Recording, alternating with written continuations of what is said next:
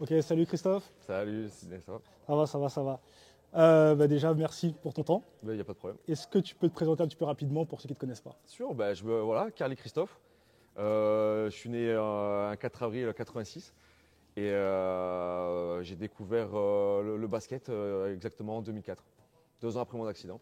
Ok. Donc, On voit que tu as un petit accent du Sud. Est-ce que tu peux nous expliquer un peu d'où tu viens? exactement, je viens de Antibes, Ok. exactement, Ok. où va se faire le TQP. On va en reparler. J'ai Ouais. grandi à 5 minutes de la Sur Arena, donc voilà, Ok. je suis natif de là-bas. Ok, très bien. C'est quoi un petit peu ta découverte C'est quoi un petit peu ta découverte avec le basket fauteuil? Comment tu y es arrivé? Basket fauteuil, j'ai découvert ça suite, alors accident en 2002, 2004, je reprends les études et j'ai la chance d'intégrer, je voulais faire architecte paysagiste. Les portes se ferment, je me retrouve en secrétariat comptabilité, donc je pousse un peu le niveau compta et j'ai la chance d'être dans une classe de valide, disons-le comme ça, et qui m'a offert la possibilité d'avoir un coach, un professeur de PS Andy, Ok. pour compenser les notes que les collègues ils avaient. Ok. Et de là, il m'a fait découvrir tout ce qui se faisait en handisport. Alors j'étais assez fermé au début parce que je sortais du sport valide avec des résultats. J'étais vice-champion de France taekwondo Ok. c'était en 2001. Ah, donc juste avant. Voilà, Ouais. exactement, juste avant. Et là, voilà, petite palette de sport handi. Et on tombe sur le basket. Il voit que j'ai une petite accroche et ça se démerde plutôt pas mal. Donc et voilà, il me pousse à aller découvrir au Canet.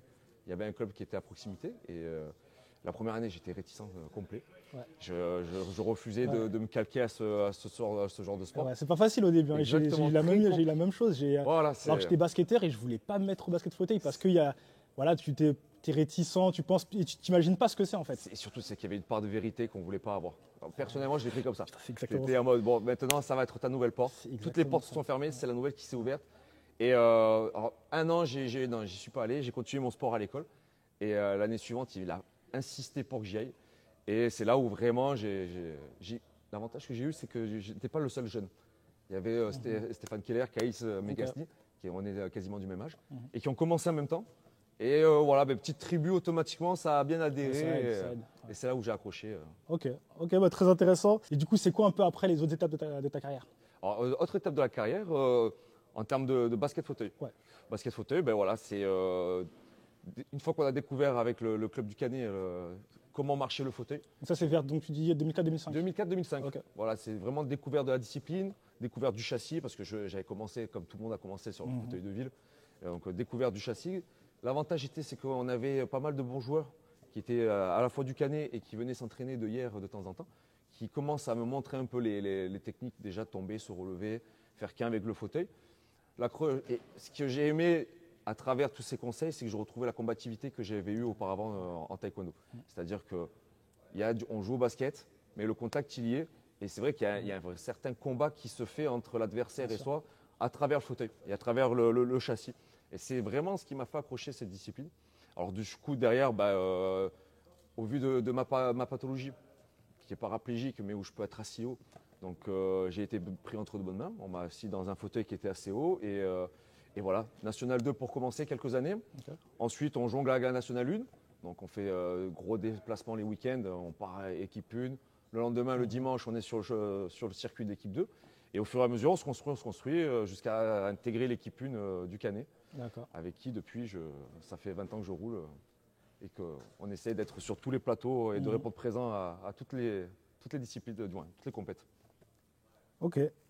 Le Canet, c'est ton club depuis 10 ans, mais même depuis même 20 ans. 20 Tu ans, dis depuis ouais. 20 ans.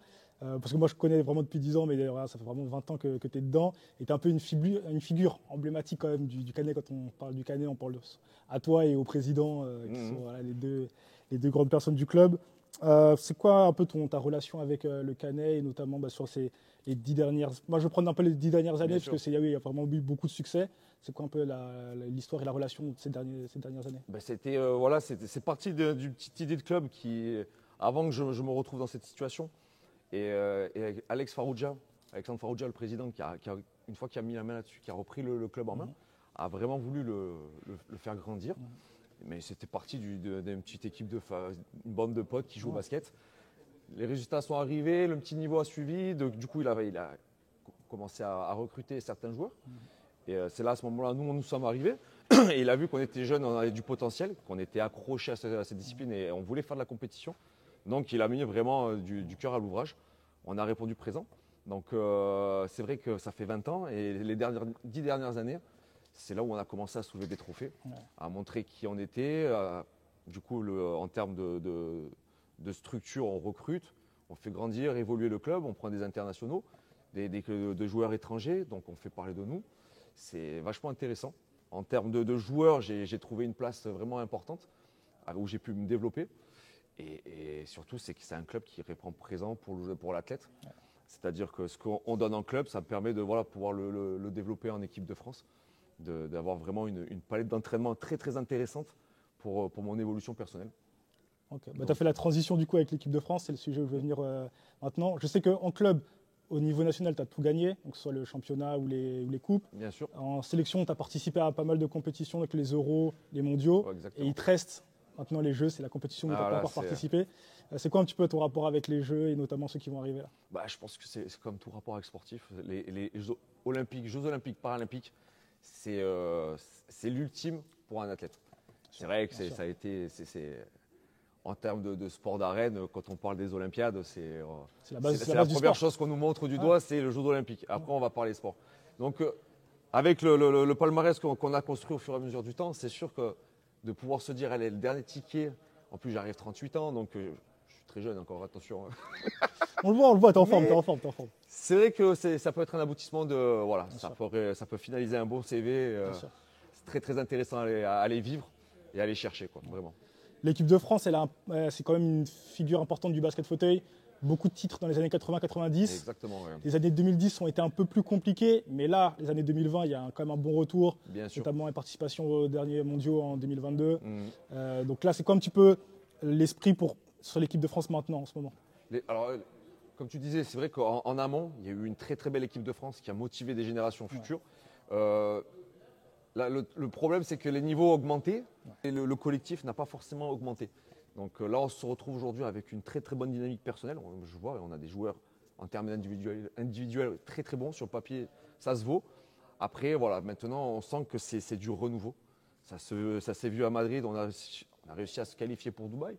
Dubaï, on crée quelque chose, mais bon, on sent qu'on est au début. On a planté une graine à nouveau, c'est en train de sortir. Il faut être encore plus fédéré et d'avoir un staff, une fédération qui nous fédère en tant que joueurs pour démontrer qu'ensemble, on peut aller chercher quelque chose. C'est vraiment le collectif qui va primer parce qu'on est en retard sur des équipes et des nations et c'est là où le sport co prend toute son importance, je trouve. Si on jouera ensemble, on pourra faire des choses. Avec des individualités, malheureusement, on ne pourra pas démontrer parce qu'en face, les écuries sont excellentes. Le niveau a surdéveloppé. Et automatiquement, on se retrouve un peu derrière. Mais bon, avec un sport co, si on respecte le titre initial sport co, on peut faire de belles choses, vraiment. Ok, super intéressant. C'est vrai que le niveau ces dernières années, on voit des nations qui ont des centres d'entraînement. L'Angleterre aujourd'hui, cette façon de jouer qu'ils ont, l'Allemagne, même Turquie, Iran, toutes ces nations, voilà, on sent qu'il y a des joueurs costauds. Et la Fédé les accompagne, leur fédération les accompagne pour vraiment développer. Ils ont des structures, ils sont super bien entourés. Et on le ressent sur le terrain. C'est ça l'intérêt du sport co, comme tu disais, c'est ce co, mais pas que sur le terrain. C'est vraiment un tout et ça va d'en haut. Comme on disait au Canet, c'est le président qui impulse qui donne cette énergie. Mais là, on sent que dans ces nations-là, c'est ça. Mais là, on voit que nous, on est encore un peu sur la reconstruction, comme je te disais. Mais voilà, si on est bien fédéré, à nous les joueurs, avec le staff, de montrer que oui, on peut faire de belles choses et on est capable parce que sur le papier, ça match.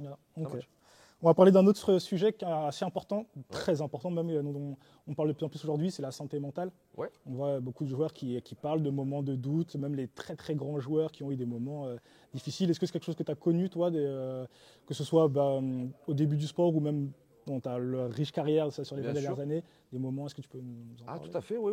Ça fait partie intégrante de la carrière d'un sportif, d'être toujours dans le doute. Et le doute permettra d'aller chercher un dépassement de soi, de se donner des réponses.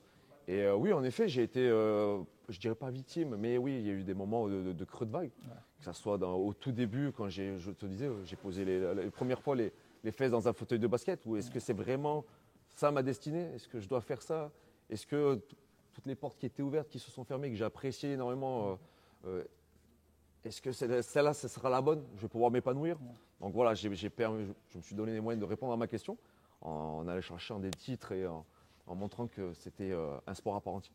Après, oui, encore à l'heure actuelle, c'est temps-ci, dans mon club, personnellement, un petit creux de vague, qui met du petit doute dans l'amélioration, c'est-à-dire c'est pas, je vais me renfermer, mais au contraire, qu'est-ce que je peux donner de plus par rapport à ces petites défaites qu'on perçoit. Ça ne nous a pas empêché de soulever le titre de Coupe de France récemment à Toulouse. Mais non, ça fait partie intégrante du sportif de se remettre en question, d'avoir des doutes et de pouvoir aller chercher le dépassement. Je reste là-dessus, vraiment. Okay. Et comment tu penses qu'un joueur peut arriver à travailler sur sa santé mentale? Est-ce qu'il faut aller voir un thérapeute? Est-ce qu'il faut en parler? Est-ce qu'il y a des manières de travailler?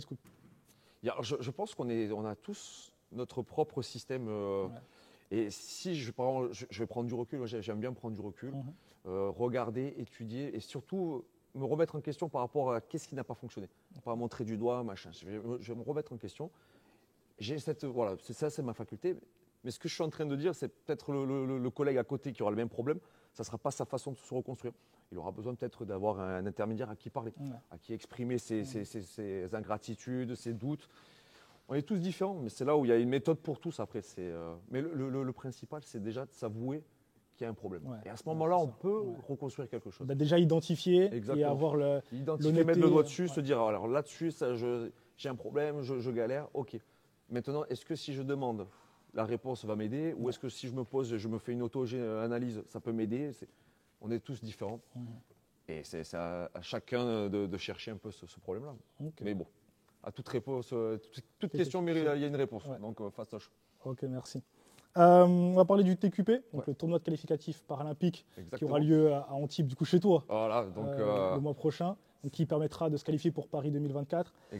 L'équipe de France n'est pas qualifiée pour des Jeux chez elle. Est-ce que tu peux nous expliquer pourquoi? On est tous un peu tombés des nues de voir que le système a changé par rapport, on en reparlait un peu, classification, méthodologie et tout ça. Donc, petit coup derrière la cabesse, je dirais oui, parce que on a vu sur les Paralympiques passés que les équipes qui étaient organisatrices étaient qualifiées d'office. À nous d'aller chercher un ticket. Donc, en soi, il y a du pour et du contre. C'est dommage de passer par cette case-là, mais à la fois, c'est constructeur parce qu'on en revient sur le collectif qu'on est en train de remettre en place. Donc, quelque part, c'est un mal pour un bien. Pour l'équipe, de se restructurer, de gagner du crédit de jeu ensemble, pour aller chercher quelque chose et surtout montrer que si on gagne le ticket, on est là. Ça sert de préparation en fait. C'est une préparation. Quand tu arrives sur les Jeux, tu es prêt parce que tu t'es tapé, tu as affronté les meilleurs. Tu as affronté les meilleurs et tu prends de l'expérience. Ce qui en manque un peu. Dans les équipes que vous allez affronter là au TQP, il y a des équipes que vous connaissez bien, comme les Pays-Bas ou l'Italie que vous avez affronté au Mondial, il y a l'Euro récemment. C'est quoi un peu tes vues sur ces équipes et sur les grandes nations qui vont être là au TQP? Ça reste de très très belles équipes. Si elles sont là, c'est pas pour rien. C'est qu'elles ont mérité leur place. Donc à prendre très très au sérieux. Il n'y a pas d'équipe plus facile les unes que les autres. On a beau dire ce qu'on veut, ça se passe 40 minutes sur le terrain et tout peut se passer. Donc non, on ne va pas prendre à la légère aucune des équipes. Être focus sur la victoire. Mais la victoire qui, encore une fois, je répète, qui passe par un beau collectif, de belles phases de jeu. Et c'est là où on pourra aller vraiment chercher notre place, on veut notre ticket. L'organisation du TQP elle est un peu spéciale par rapport à des tournois classiques. 3 matchs de poule et un match décisif, donc un match de croisement. Et à l'issue de ce croisement, on saura qui va les qui 4 va à qui Paris. seront sélectionnés. L'idée, est-ce que c'est un peu les matchs de poule, on prépare et on donne tout sur le croisement, ou dès le début, faut tout gagner? Alors on est parti vraiment sur l'état d'esprit qu'un match, c'est fait pour être gagné. Donc d'entrée de jeu, si on peut rafler toutes les mises, on raflera toutes les mises. Ça, c'est à titre perso. Après, sur le plan tactique, le staff élabore. Mais nous, en termes de joueurs et de compétiteurs, on y va pour tout rafler. Bien sûr. On verra ce qui se passe. Mais c'est l'idée générale. Ok. C'est quoi, on va parler un petit peu de l'équipe de France, parce que quand même, on est chauvin. Ouais, on est chauvin. C'est quoi un peu les grosses forces de cette équipe de France? Nos grosses forces, c'est vrai qu'on a des joueurs qui peuvent être redoutables, autant à l'intérieur qu'à l'extérieur. On a la capacité d'avoir des points intermédiaires de grande taille qui font qu'on peut construire une équipe assez grande sur le terrain. Ouais, non, on peut avoir chaque poste est bien respecté, peut être doublé et peut vraiment attirer et faire peur. Attirer les défenses et faire peur en attaque. Donc, On sait qu'aujourd'hui, on joue beaucoup sur des jeux comme ça, c'est-à-dire sur des équipes comme ça avec des grands 3 points, des grands 2 points et demi. C'est ça, c'est le point intermédiaire qui fait la différence. Ouais. Ça casse un peu les mismatchs. En plus, ça reste toujours très athlétique, même si c'est assez haut. Donc automatiquement, non, voilà, c'est intéressant d'avoir cette structure sur le papier et sur le terrain. Ok. On va revenir encore un petit peu au jeu. Ouais. On en a parlé un petit peu, mais du coup, c'est quoi la question, elle est presque, pas bête, mais qu'est-ce que ça fait de jouer des jeux en France? Parce que pour un athlète, jouer les jeux, c'est déjà un rêve. Mais jouer les jeux à domicile, il y a très très peu d'athlètes qui peuvent le faire. Exactement. Donc, c'est quoi un peu ta vision là-dessus? Alors la vision, déjà, c'est ma vision, elle est que en tant que sportif, voilà, comme je te disais, c'est vraiment quelque chose qui attire les foules. C'est de dire qu'on a la possibilité de pouvoir accéder aux Paralympiques. Dans les conversations, ça explose de joie, nous les premiers. J'ai déjà, pour toucher ce que tu dis, j'ai la chance d'avoir été sélectionné pour porter la flamme à Nice le 18 juin. Ah ouais, donc déjà, voilà, un petit avant-goût, flamme olympique. Je serai accompagné avec une amie d'enfance avec qui j'ai démarré le basket. Donc très très cool. Boucler la boucle, quoi. Voilà, exactement. Là, ça va être focus sur le démarrage. Et après, oui, faire une Olympiade chez nous, les Paralympiques chez nous, c'est sûr que c'est vraiment très gratifiant. Non, c'est sûr. Parce qu'on a l'avantage de pouvoir attirer des foules du monde qu'on connaît qui ne pourront pas forcément se déplacer dans d'autres pays, d'autres nations. Et non, voilà, en tant que bleu, blanc, rouge, c'est toujours très fier de pouvoir le faire et démontrer les choses chez nous. Très intéressant. Ok, une petite dernière question. Sûr. Un petit mot pour nos supporters qui vont venir nous voir au TQP à Antibes. Qu'est-ce que tu as envie de leur dire? Je dis, venez nous voir si vous connaissez la discipline. Et si vous ne connaissez pas la discipline, venez prendre du plaisir car notre discipline va être vraiment montrée et mise en avant. Il y aura du beau spectacle, il y aura de belles équipes, ça va être vraiment des matchs disputés. Donc rendez-vous le 12 avril, on attend tout le monde avec impatience. Et chez toi en plus. Et à la maison, à Antibes, donc ça c'est magnifique. Ok, merci Chris. C'est cool. Merci à toi.